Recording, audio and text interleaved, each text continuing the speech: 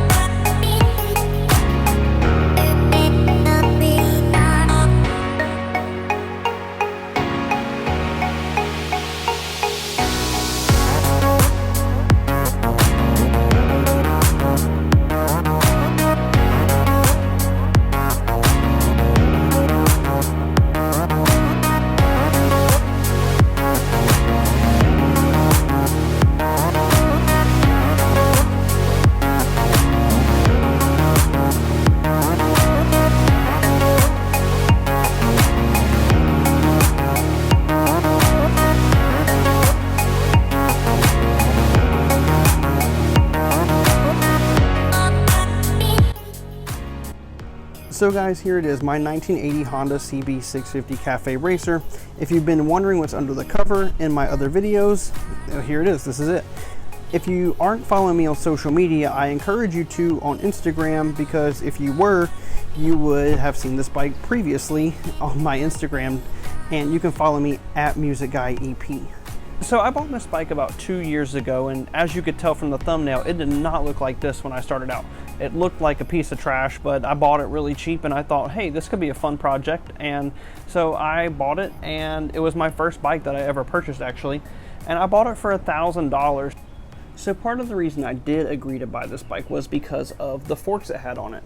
I thought just for the forks alone, I would probably be able to get a lot of my money back that I purchased. They're from a Yamaha R series bike.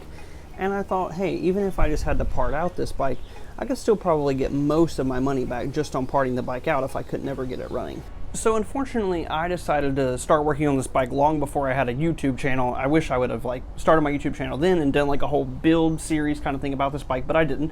But I do have lots of photographs, and so while I'm talking about the things I've actually changed to this bike, I'll be including pictures of that there. So as I mentioned, when I bought this bike, it didn't look anything like this, and it didn't run at all. The electronics were completely fried, the engine didn't run. Basically, it was a huge gamble to purchase it because I had no idea what all I was going to get into, but like I said, it was only $1,000, and I thought it might be worth the risk. And back at that time, I was really into cafe racers, and I was all gung-ho on fixing. I was like, yeah, I can do it. But there's a little bit of problem with that because I didn't know a lot about fixing bikes. I didn't know anything about electronics. I only have a very novice understanding of engine work. So I knew I was getting into a big project, but I thought I could handle it, and I thought that it would be done sooner than this. Unfortunately, here we are almost 2 years later, and the bike still does not run. So first thing, let's talk about cosmetics of this bike.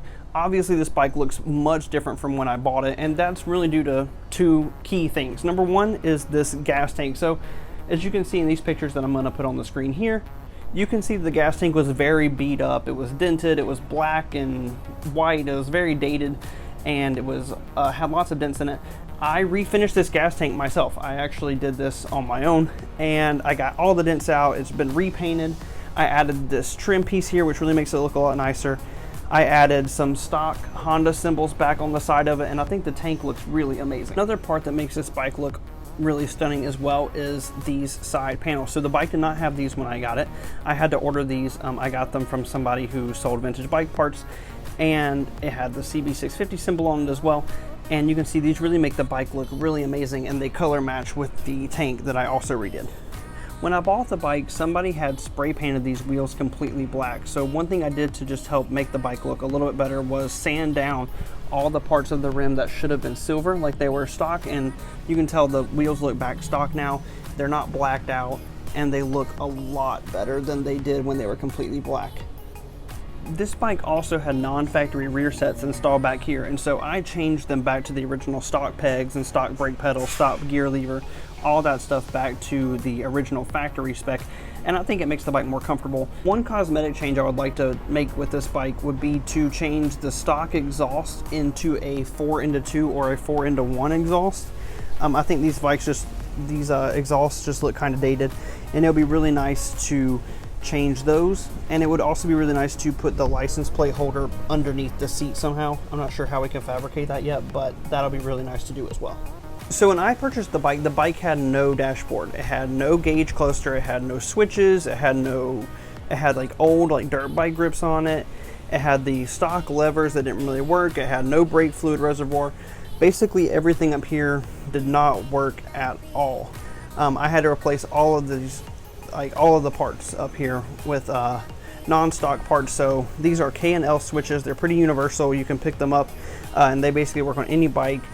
The bike has brand new levers. Obviously I need the clutch cable hooked up. I haven't done that yet. The bike has brand new grips, which feel really comfortable. I really like these grips a lot.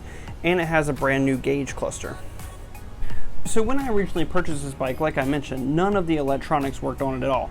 The previous owner didn't really know a lot about the bike, but he actually somehow like fried the wiring harness completely, and so the wiring harness didn't work. None of the electronics worked. It had like the original stock light on it. That didn't work. The horn didn't work. Nothing worked electronically on the bike. Because all the electronics were fried, every single electrical part on this bike had to be redone. There is a brand new wiring harness that I ordered that was supposed to be like a stock CB650 part, and most of it matched up. The bike has a brand new battery, a brand new rectifier. Obviously I already showed you the new gauge cluster. It has a brand new LED light. The bike did have the stock light when I got it, but it didn't look very nice, and I think this LED one looks really awesome. Alright, so I'm going to show you guys what the new gauge cluster looks like when the bike's turned on. You can see everything lights up right there. We have the gear indicator, which actually is going to work, turn signals, which are actually going to work, RPMs, miles per hour, all that stuff is going to work correctly. All right, I'm also going to give you guys a shot of what the new LED light looks like when it's turned on. It's very bright. I think the circle around is really cool. The turn signals are built in, they work as well. All right, so despite this bike being just electrically fried when I got it, everything electrically on the bike works now, and that is thanks to a company called The Burn Up Company located in West Palm Beach, Florida, and I'll link their website below.